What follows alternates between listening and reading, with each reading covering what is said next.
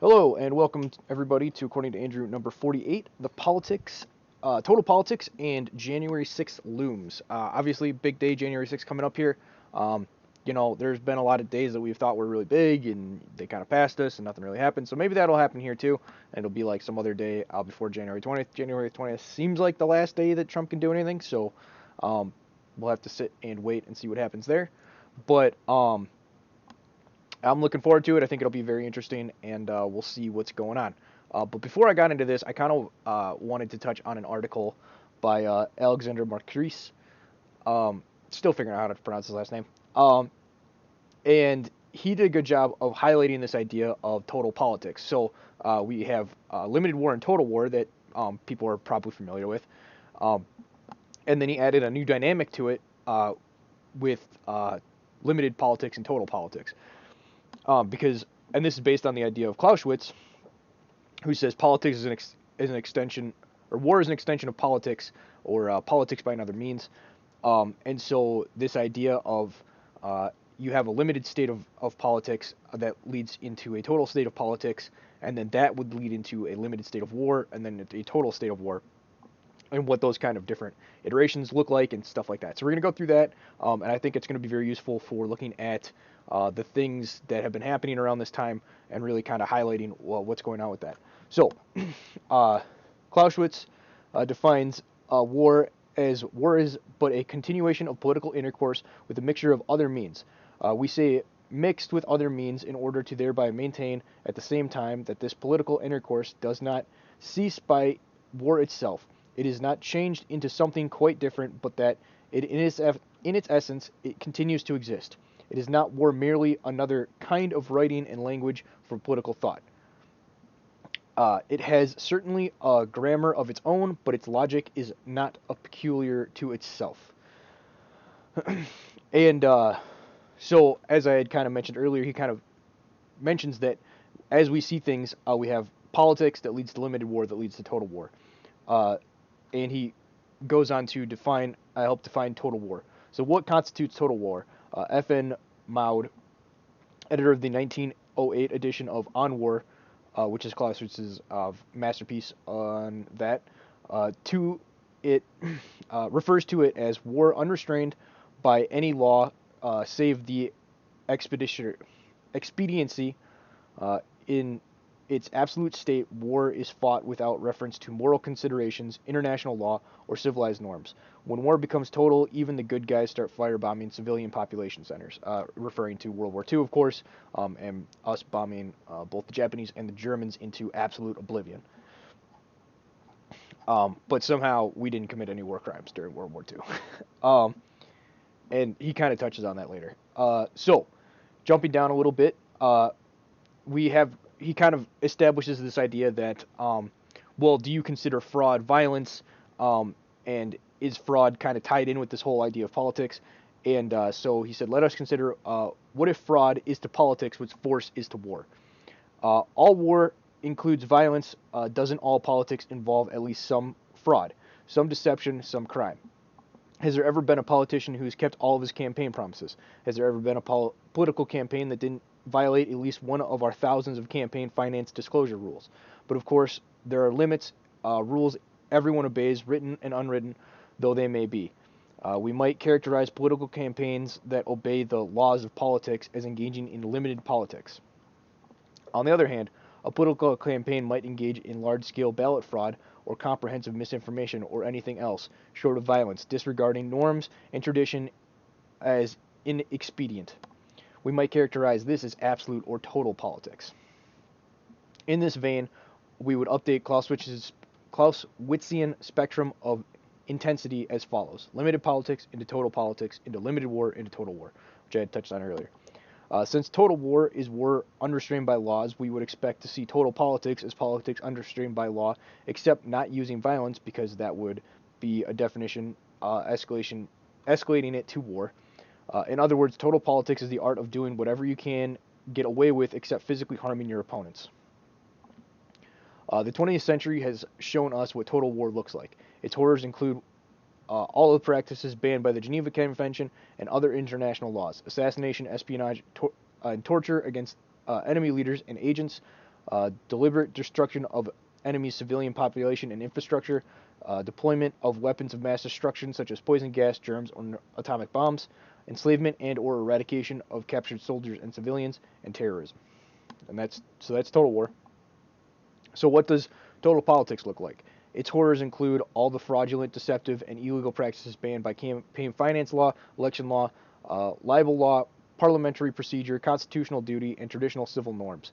Examples might include blackmail, bribery, and extortion to influence policymakers, baseless litigation to delay or block legitimate activities, defamation, libel, and slander against political opponents, discrimination against political opponents outside of political arenas, e.g., in the academy or online, election fraud, including ballot harvesting and vote manipulation, encouragement of illegal persons to cast votes, illegal fundraising, impeachment for political purposes, packing of courts and other judicial bodies, termination of traditional parliamentary safeguards versus concentration of power, use of fraudulent and misleading propaganda to shape public preferences, use of immigration law to change the electorate in a favorable way, unconstitutional circumvention of the separation of powers to make policy, verbal harassment of opponents at public but apolitical venues. A laundry list of evils, no doubt, but it's evils which every American is nowadays sadly familiar. And we'll get into this a little bit more, but this is one of the reasons that the left hates Trump so much, because they've been doing all this stuff and acting this way forever, and have been using, they've been in a state of total politics since at least the 60s, where the right has just kind of been sitting on its heels and saying, oh, our institutions are too important and stuff, and not fighting back, and Trump is fighting back in a sense of total politics thing. That's why when you see them always refer to him not being presidential or him doing things against the norms, that's basically them kind of projecting and saying he's doing things the way we have always done it, and it makes it so that we can't fight, or we no longer have our advantage anymore, and we don't like it. It's obviously not supposed to be fair, but they don't like the fact that they have to fight on an even keel now.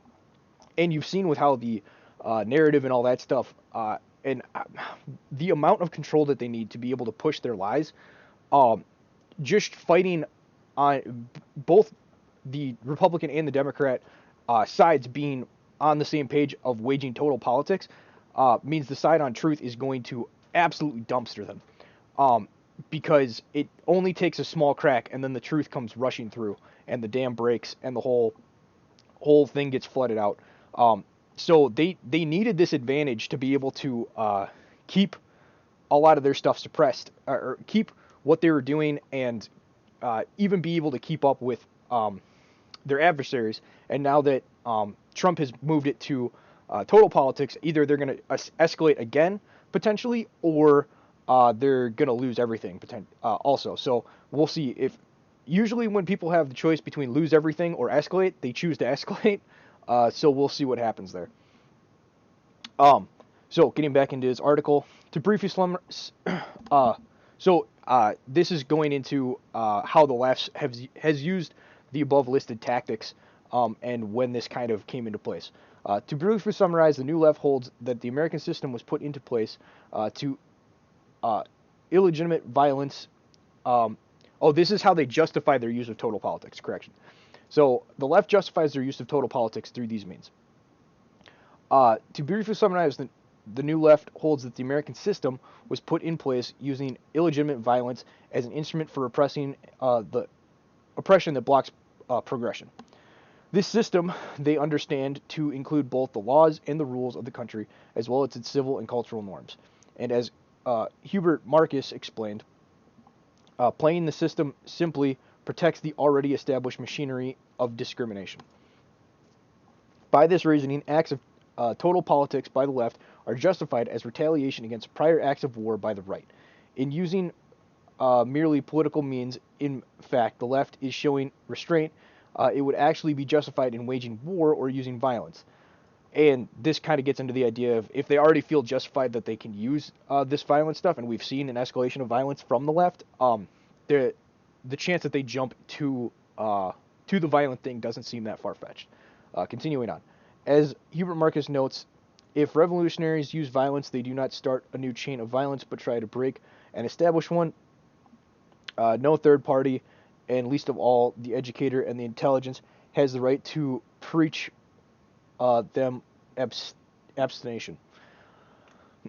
This ideology explains the apparent hypocrisy with which the leftists respond to the same tactics when deployed by different sides of the partisan divide. When Antifa initiates force, it is engaged in a retaliatory act of limited war justified by prior right-wing aggression. The Proud Boys, on the other hand, are committing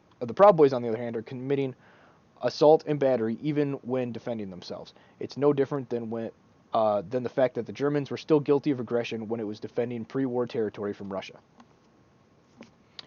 When Barack Obama issued an executive order that violated the separation of powers, he was engaged in a retaliatory act of total politics justified by prior right-wing aggression. When Donald Trump does the same, he is committing another act of aggression.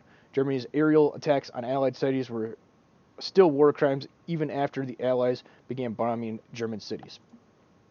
When the Democrat congressman opposed the certification of Trump's electors in 2017, they were engaged in a retaliatory act of total politics.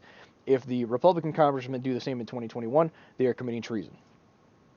It is important to emphasize that, from the New Left's point of view, there is no more hypocrisy involved in waging total politics against the right while holding right-wingers guilty of doing the same than there was in the Americans waging war against the Nazis, than charging them with war crimes at Nuremberg for doing the same, which I think is pretty ridiculous. And to kind of comment on the war, I don't think war crimes really exist. I think it's kind of, you're already in a realm where basically crime has been suspended in a sense. So I think the idea of war crimes is ridiculous, but that's a whole another video. To justify the tactic of example election fraud, the New Left thinker might bring up that violence at work in the creation and maintaining of the American system. America violently seized Native American territory, violently imported and exploited African slaves, violently maintained segregation between races, violently denied rights to gays and lesbians. I don't care if we had to use fraud to get rid of Trump. I support whatever it takes to end the violent legacy of a systemic oppression, and of course many Democrats today are saying just that sort of thing. And this is kind of why I think the idea that you could just have a society where you don't have any violence is folly, right? Because you'll have people like this that basically are like, well, they'll come up with some justification that says you committed violence to them in some past life, basically, and they'll do everything up to violence to try to destroy you, and a lot of times leave you no other option. And even if you come back with them at the same, they'll just kind of find a way to basically hypocritically say that they're in the right and you're in the wrong. But as the saying goes, if the left wing didn't have double standards, they wouldn't have any standards at all. So that's the things I wanted to touch on in that article, and I think it kind of highlights what we see happening right now with as Trump is trying to get ready and spring the trap on the people. And speaking of that, we have this coming storm that's brewing. So Trump on Friday, January 1st, 2021, the president signed into law S3418, the Safeguarding Tomorrow Through Ongoing Risk Mitigation Act, or the STORM Act, which authorizes the Federal Emergency Management Agency to provide capital grants to the states to establish revolving funds to provide hazard mitigation assistance to reduce risk for disasters and natural hazards. So it's kind of like, I don't know if you guys are familiar, but, Q had been alluding to a storm and kind of like a storm is coming kind of thing. There's been a lot of allusions to that kind of stuff. I don't follow Q too closely, so kind of take that as with what you will. And speaking of Q, the slide that's up right now, human trafficking erodes personal dignity and destroys the moral fabric of society, is an affront to humanity that tragically reaches all parts of the world, was said by Trump. And so, as kind of crazy as the Q narrative sometimes seems, there is various aspects of that, and like the pedophile rings and all of the work that he's done with Operation Heartbreak and stuff like that seem aimed toward this. Now, I don't know how this STORM Act would exactly fit into it. It's not really clear. It seems some people had kind of pointed out it sounds more like a funding for FEMA camps kind of thing. But, we'll kind of have to wait and see. Speaking of kind of outlandish claims, we have Lynn Wood here, and he has been making some kind of crazy claims. I haven't really talked much about Lynn Wood because I don't know, he's had a couple lawsuits. They haven't really gone anywhere. That's kind of the context I've been talking to him under, but it has been interesting to kind of see what's kind of going on, and the amount of stuff that he's kind of saying really opens him up for a lot of lawsuits and stuff like that. So it's not a smart, strategic move to make some of these claims, but we will kind of see whether or not some of this stuff comes to fruition. I'm not going to read this whole thing, but he makes a claim that Epstein's still alive, that George Bush and Hillary Clinton are crime families. We're pretty familiar with that. Rosenstein, Sally Yates, and Christopher Ware all worked at the same law firm and are corrupt. Doesn't seem too crazy. The Pat Cipollone, which is one of the White House's chief lawyers, is trying to thwart the president. That lines up with stuff we've seen. And then we also had something about Barack Obama was supposedly a billionaire. His stepfather owned some Halliburton stocks, and that's why he's so rich, and probably another reason why he pushed so many wars. A bunch of people he claims are going to be going to prison, and that Bill Gates is going to go down. So kind of interesting. And then he had also added to that he wanted Justice Chief Roberts and Justice Stephen Breyer should resign. They obviously didn't. He wanted them to resign January 2nd. So that was, what was that, Friday? That was Saturday. So that didn't happen. But, the stuff that he's kind of been saying is either going to get him into a lot of heat, legal water, or if they don't want that to kind of come out in the legal proceedings, might put him in the crosshairs or something. And then he also mentioned that John Roberts was under a pedophile blackmail kind of thing in exchange for kind of his current position and prestige and trade, that classic trade your soul to the devil kind of thing, take the ticket, and basically claims that he was part of. There's basically the top intelligence agencies. So you have like people like the CIA, Mossad, what's Russia's called? Anyway, those kind of groups all working to get various officials blackmailed so they can control them and stuff like that. So that's what he touched on there. Pretty crazy stuff. I'm not going into too much detail just because some of it's a little graphic, and also I want to kind of see how these claims kind of play out. I think you can find these on his Twitter feed if you are interested in the full context. But yeah, I'm kind of just letting you know what's out there, that he made some strong claims, and that it's kind of up to you to figure out whether or not you want to go forward. Also, there was a litany of various suits thrown out. I'm not going to get into those because that's just kind of a lot of more to the same. But we have a couple more signs of fraud that have popped up, and a couple that were kind of significant. So the first one is somewhat significant. So in Pennsylvania, there were more votes than voters. So the actual number is 6,962,607 total ballots counted, but there's only 6,760,230 total voters. So a difference of about 200,000 voters, which is significant. Actually, almost a quarter of a million voters. Or we're a quarter of a million difference in terms of more votes than voters, and that is well above the margin of victory. So that's an interesting sign. Something, one of those mistakes that's starting to leak through. And then also, what was crazy was that the fraud had been demonstrated in how they were able to basically live in a Georgia hearing, they hacked into the Dominion machines. So Jovan H. Pulitzer just now hacked into Fulton County voting machine that is being used in the Georgia runoff and is connected to the internet. He established a two-way communication from a polling pad in a voting center. He's telling the GA Senate right now about it. So, pretty crazy right there. Being able to prove that there was a way for these this election and this for the electronic stealing of the ballots to actually happen. So those are two pretty big things that confirm more of what we've seen, but are still quite big bombshells, similar to all of the ballots being pulled out from underneath the tables that we saw a couple weeks ago. So, with all that information, is Biden going to concede? Because there are some kind of rumors and information floating out there of this potentially being the case.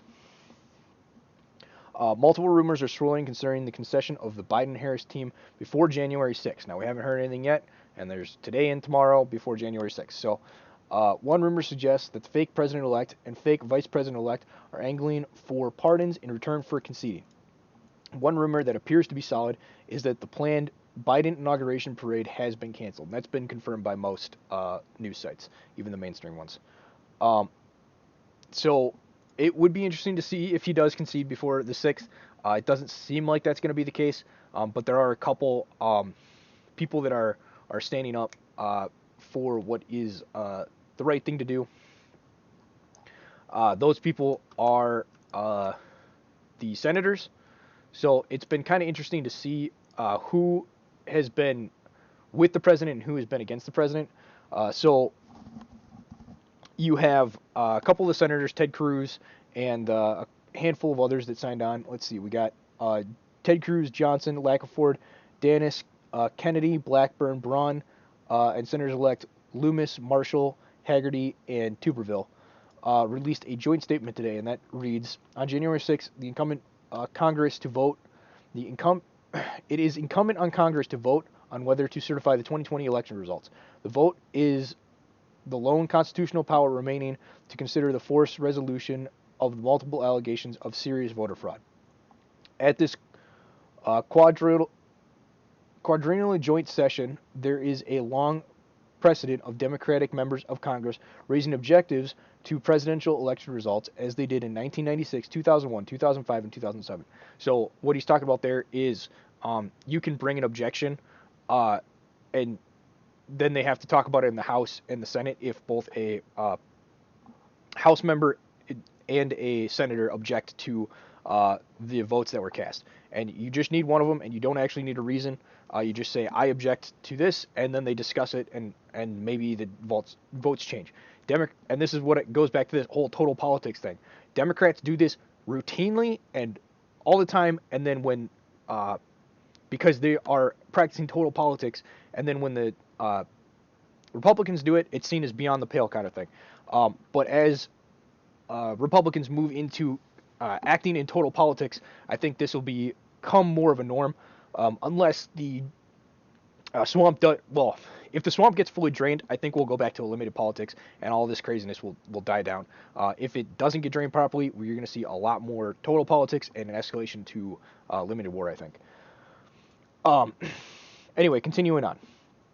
And in both 1996 and 2005, Democratic senator joined with Democratic House members in forcing votes in both houses on whether to accept the presidential electors being challenged. The most direct precedent on this question is 1877, following serious allegations of fraud and illegal conduct in the Hayes-Tilden presidential race, specifically the election in 3 states, Florida, Louisiana, and South Carolina, were allegedly to have been conducted illegally. And this goes, I had talked about this also previously, but in 1877 they created like this commission. We'll get into that. And there's a lot of questions as to whether or not this commission was constitutional and legal, because there was a remedy for this kind of issue that they brought up, and that's to send it off to the House, and then each state gets a single vote as to which one they want the president, and then that's who the president is, and the electoral college basically gets thrown out. This commission kind of thing was created in 1877, and now it's kind of a weird, because it hasn't been brought up too often, it's in this weird legal gray area where nobody's answered the question as to whether this is how things should be conducted. So, continuing on. In 1877, Congress did not ignore those allegations, nor did the media simply dismiss those raising them as radicals trying to undermine democracy. Instead, Congress appointed an electoral commission consisting of 5 senators, 5 House members, and 5 Supreme Court justices, uh, and consider that resolve to dispute the terms. So, uh, I'll continue on. We should follow this precedent.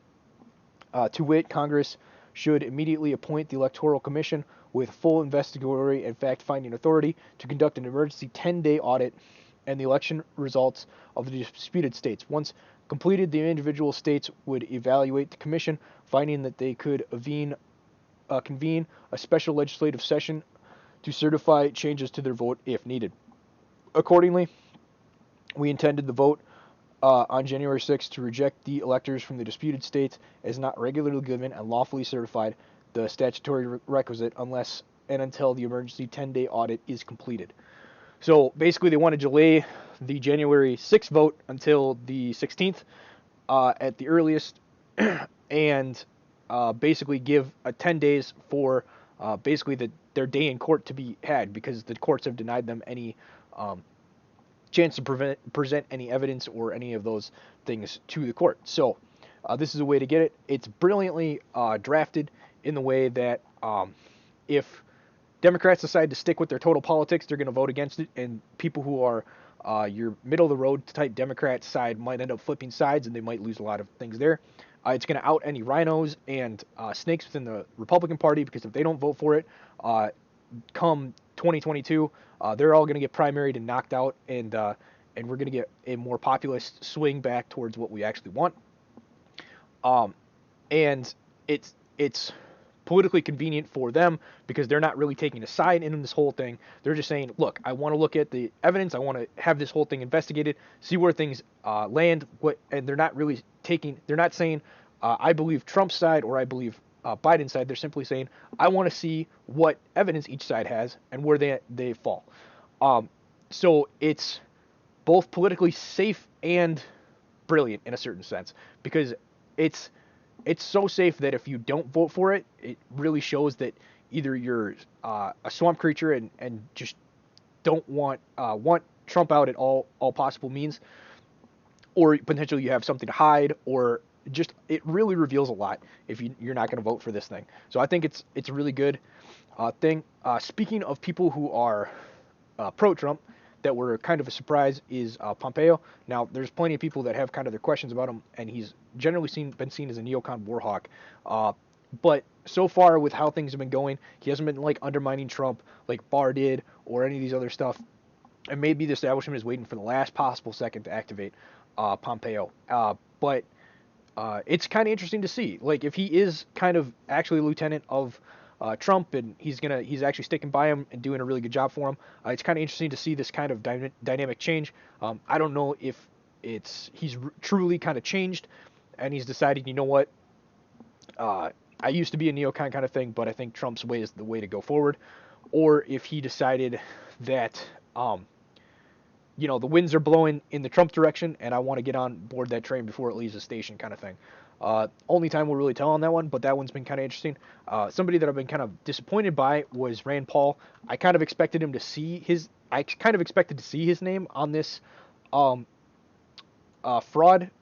commission and a request for it, and he's been kind of, for someone who's supposedly very doesn't really like it, wants like libertarians to kind of smash the system and get rid of a lot of the gut and clout and stuff like that. Like, I haven't seen him go against Trump, but I would have expected him to back him on something like this, where it, like creating a fraud commission and stuff like that, really hoping that the truth gets out there. Seems like something that he would back, and he just hasn't backed it. Maybe there's various reasons for that. It's hard to know. But I just find it odd that he's been missing from a lot of the stronger stands that the Trump has been taking. And considering how anti-system that a lot of these standards are, and him being more of on the libertarian bent, I expected him to be backing this a lot more and kind of helping burn down the system a little bit to allow for what he sees as the correct politic to have room to take over. But that doesn't seem to really be taking case, which is interesting. Continuing on, and I kind of mentioned Barr for a second there. So the person that took over Barr's position, which was uh, seems to be the guy that we actually want in there, and he's been doing a good job. Uh, and the rumors that it was Barr that was stopping the guy that was deputy, or basically the guy underneath him, was a pro-Trump guy, and that Barr was kind of preventing him from doing his job and really backing up Trump on this stuff, seems to be true. Senior advisor to the Justice Department, John Lott, reveals voter fraud was rampant in this year's election. In his new study, Lott revealed an unusual pattern of subtracting Trump votes from the final tally and adding excess votes to Joe Biden. He found that 11,000 Trump votes were subtracted in Fulton County, Georgia. Another 44,000 Trump votes were wiped out in Allegheny County, Pennsylvania. Lott also discovered that Biden received 289,000 excess votes across 5 battleground states, and it's unclear where those votes came from. President Trump has shared this study on Twitter. He said election officials giving Biden hundreds of thousands of fake votes. And then Vox Day adds, however, it is possible that Barr was only playing dumb. If you want to parse out his words carefully, he merely stated that the DOJ has not uncovered evidence, which did not necessarily mean that the DOJ was unaware of evidence of the other parties. And his full statement is, the Justice Department has not uncovered evidence of widespread voter fraud that would change the outcome of the 2020 presidential election. Meaning they could have been given it.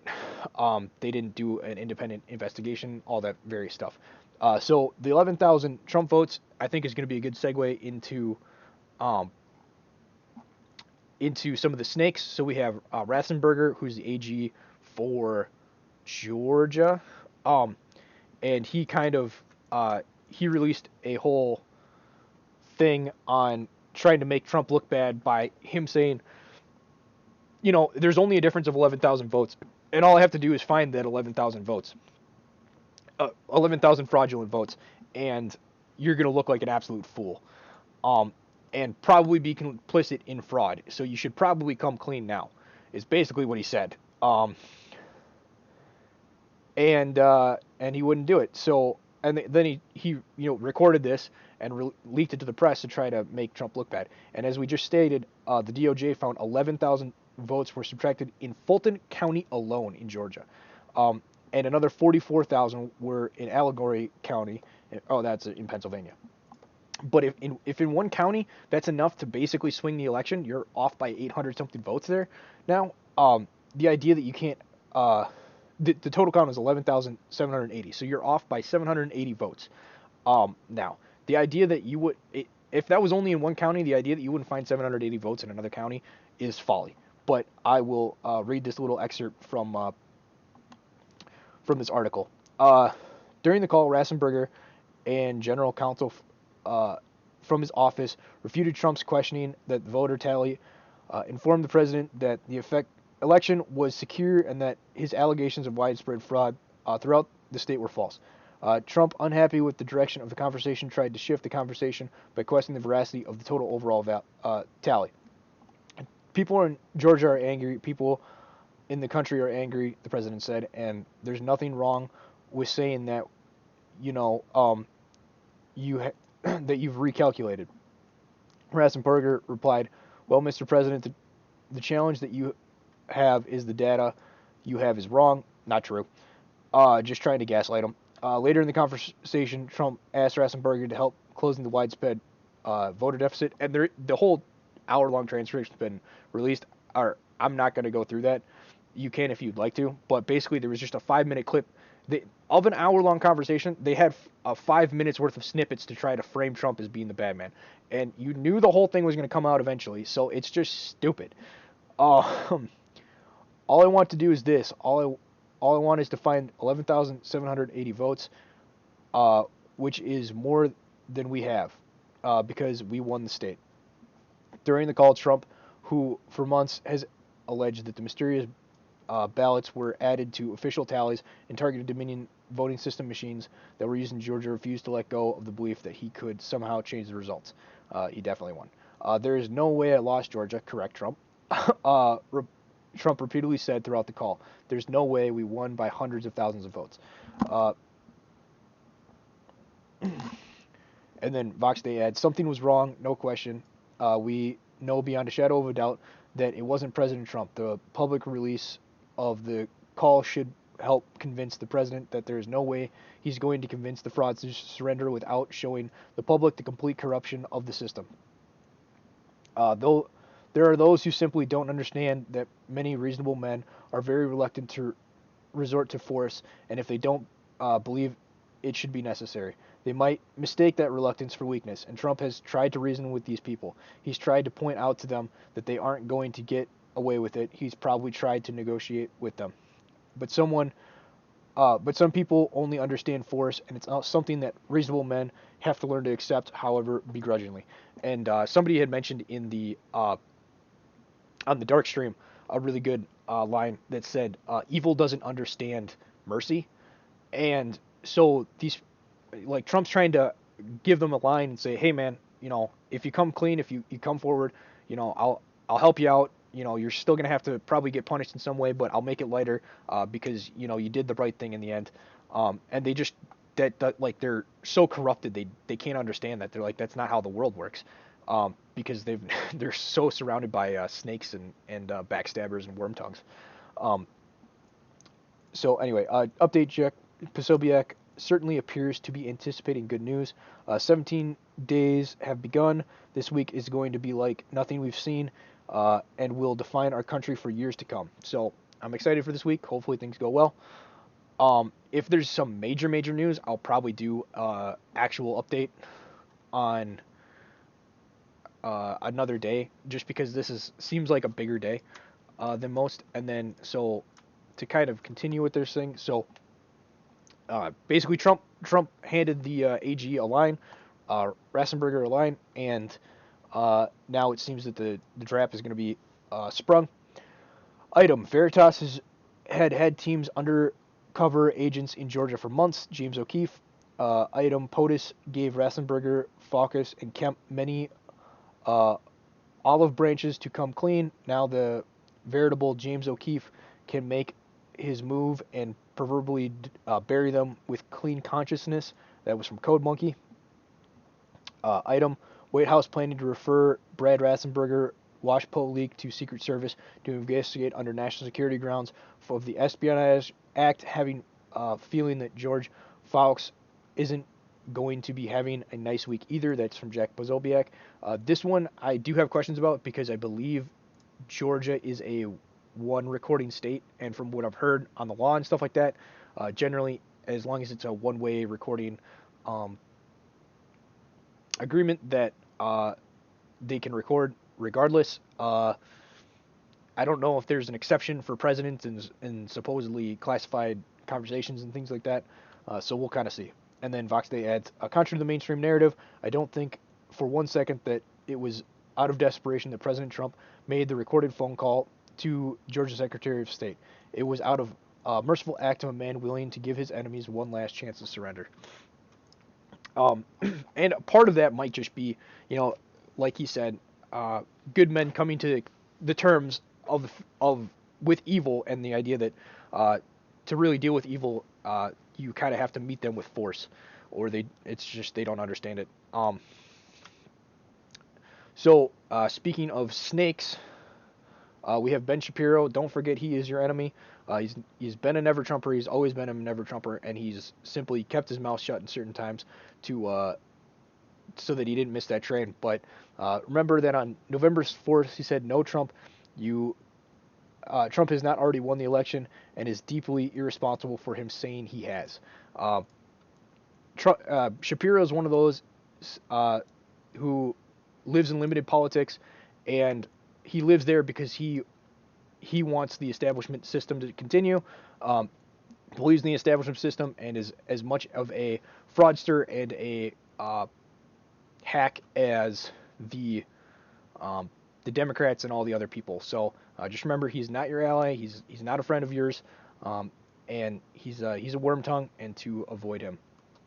But one last story about people standing up that we weren't really expecting. So we have the AG of Arizona, and he recently stood up to Maricopa County's objection to an audit. which is nice. So if you guys remember, a judge had said that the Maricopa County Dominion systems should be audited, and electronic audit should be done, basically to make sure that there was no fraud, kind of thing. And then the Board of Elections officials tried to block that by filing a suit, and the attorney general there basically smacked them back and said, no, that's not allowed. We have to investigate this and look into this. So anyway, in their words, the Arizona Attorney General, Mark Bromfuk, has filed a brief in support of Arizona's legislature in their battle over whether the Maricopa County Board of Supervisors must comply with the election-related subpoenas. Apologies, it wasn't a judge, it was the legislator that put that forward. Earlier this month, the Maricopa County Board of Supervisors voted 4-1 to defy state lawmakers and resist complying with the legislative subpoenas. Instead of allowing an audit, the board voted to file a lawsuit against the lawmakers in the state seeking to block enforcement of the subpoenas. The subpoenas were issued by Arizona lawmakers in response to claims that the election of Maricopa County was fraught with fraud. The lawmakers force continuing officials to allow them to audit the voting machines. Vox adds, one might reasonably ask where the Arizona Attorney General has been for the last 8 weeks, but then President Trump's unprecedented exhibition of spinal steel has been causing the sudden discovery of backbones in some of the most unexpected individuals around the country. I think we've also seen some, obviously the legislature over there had stood up, and we've seen that in a couple other state legislatures that are kind of standing up for him. So let's end this whole thing on a fun note, and what I really hope how January 6th plays out, because I think it'll be a good laugh. I don't think this is actually going to happen, but it would be super funny if it did. Basically, the idea is if Pence ran the counting of electoral votes like the actual election was run, except this time it ends up in the favor of Trump. So, let's read. The January 6th electoral ballot count is going to go down as the greatest troll of all time. You may or may not know, but the vice president gets to count the electors. That isn't that's one thing the Constitution makes crystal clear. Apparently, the plan is for Mike Pence to roll out a Dominion voting machine or a knockoff that looks like one. He's then going to pull out a USB drive and update the software just before the count, and use the machine to count the electoral ballots. Remember, this will be on national television. The count will not only come out fractional, but will result in more votes than actual electors, and the results in Trump winning more electors than Biden. The chamber is expected to erupt into chaos. Obviously, the count will be challenged. Pence will then conduct a recount, but he will use the machine to print the recounted ballots and then hand count those. The recounted numbers will be similar to the original count, only changing by a couple of votes, but it will return in Trump's winning even more than before. Dems are expected to cry fraud, and Pence will object and call for order. He also will tell them that it's too late to challenge it because it already has been done. The count is finished. He will then deliberately wipe the machine's software. And so I think that'd be really funny. There was another one that I had heard where basically he starts the count, he ends the count abruptly, kicks everybody out of the thing, and finishes the count, then brings them in.